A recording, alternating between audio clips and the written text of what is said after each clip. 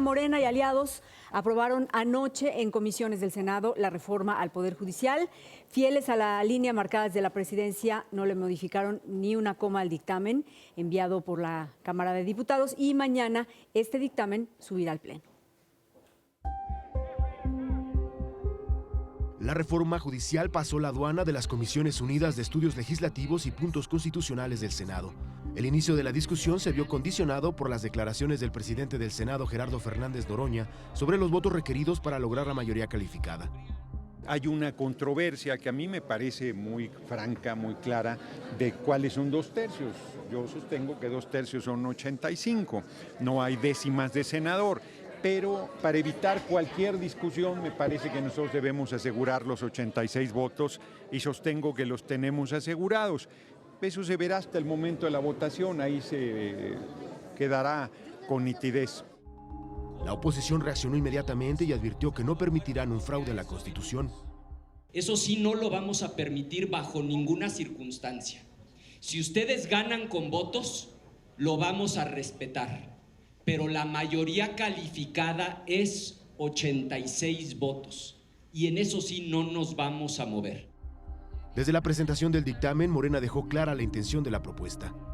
La reorganización de los entes que conforman el Poder Judicial es una reingeniería estructural que rompe las lógicas que han prohijado la construcción de un sistema de cotos de poder y los vicios corruptores dentro del Poder Judicial.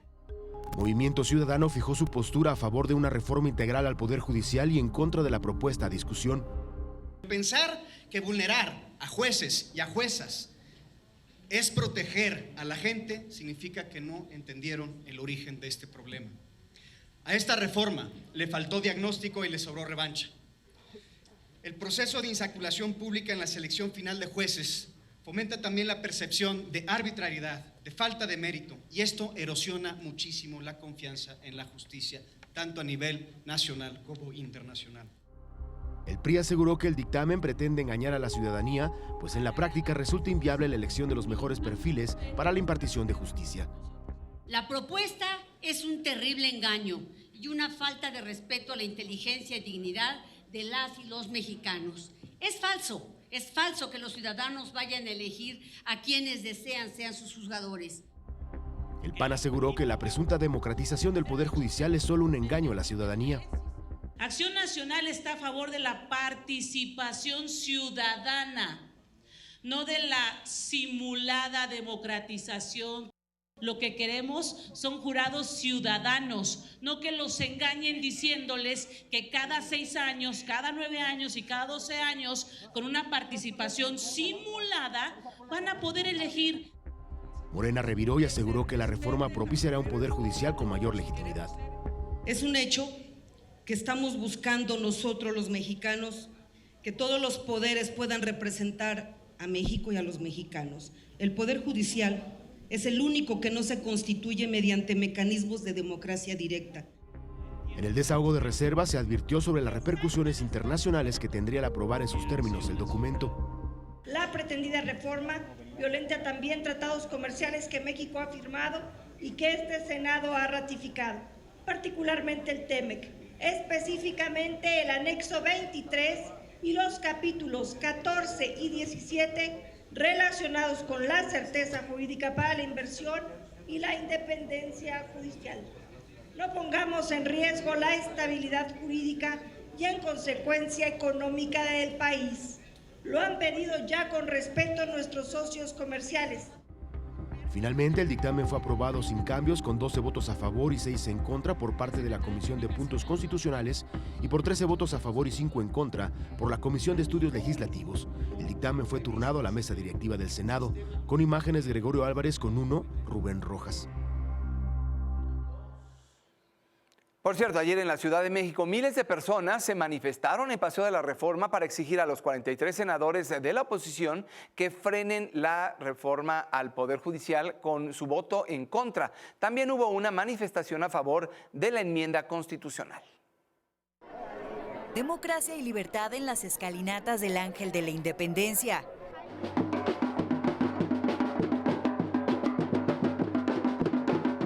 Trabajadores, estudiantes y sociedad civil marcharon contra la reforma al Poder Judicial.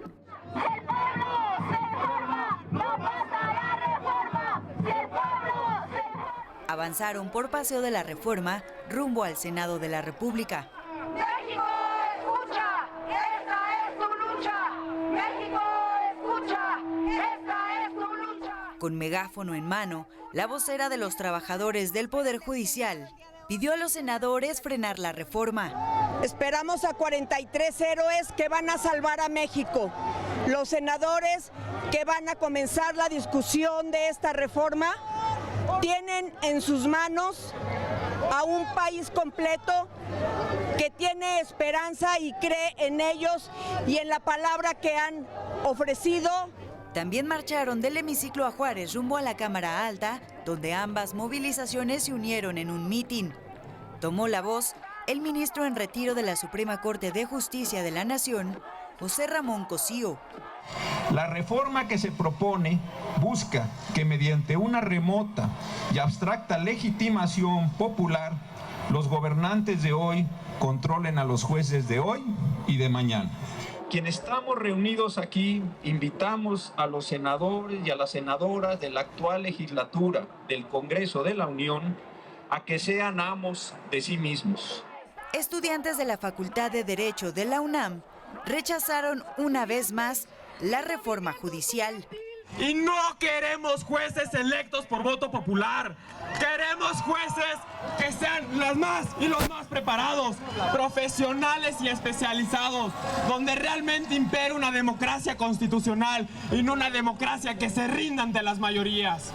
A la par y del otro lado del recinto legislativo, Jóvenes por la Reforma se manifestaron a favor del cambio al Poder Judicial.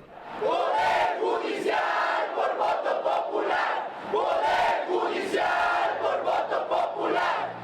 Vestidos de negro con rostros de los ministros de la Suprema Corte de Justicia de la Nación, expusieron los supuestos salarios de los integrantes de la Corte. La convocatoria de una marcha más rumbo al Zócalo fue falsa. Surgió la información de una tercera marcha, no sabemos exactamente de dónde, pero pues no era oficial. El plantón de los trabajadores del Poder Judicial de la Federación permaneció afuera del Senado de la República.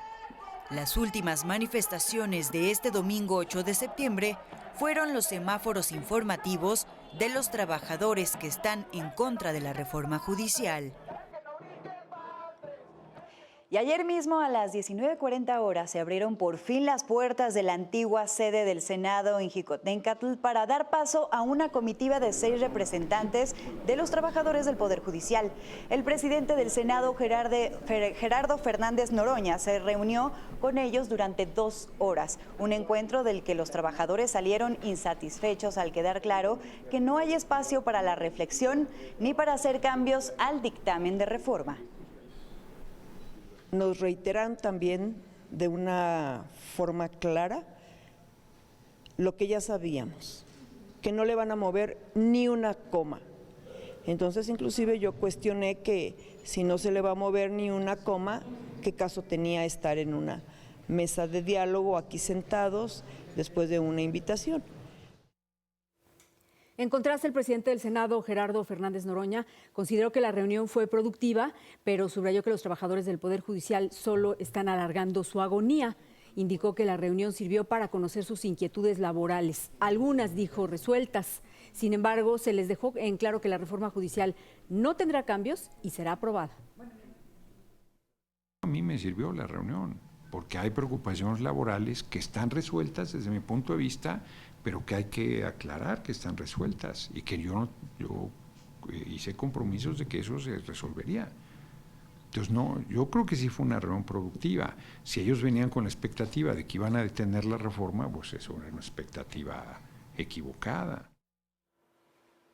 Por otro lado, y en un esfuerzo más para lograr una reforma judicial incluyente, la ministra presidenta de la Suprema Corte, Norma Piña, presentó un listado con 66 propuestas para mejorar no solo el sistema de justicia, sino la seguridad y la atención a víctimas del delito. El documento es resultado de una consulta con actores de los sistemas de seguridad y justicia federal y locales, organizaciones civiles, académicos, estudiantes y víctimas de violencia. La ministra advirtió que la demolición del Poder Judicial no es la vía para hacer los cambios profundos y necesarios para construir la paz, la justicia y la reparación que México tanto necesita. Nuestra historia no se puede definir a partir de la narrativa fácil de que todos los problemas de seguridad y justicia en el país son culpa de los jueces. Quienes así lo crean no conocen México.